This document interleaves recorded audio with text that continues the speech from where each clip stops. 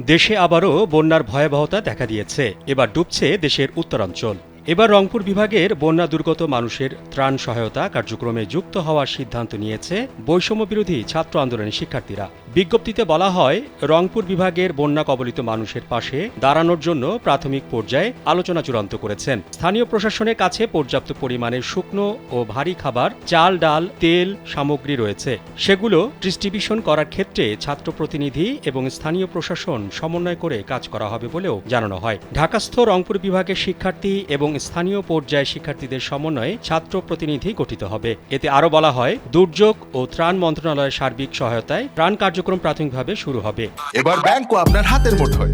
Balance transfer, mobile recharge, bill pay থেকে শুরু করে যা চান সব হবে এক মুহূর্তে।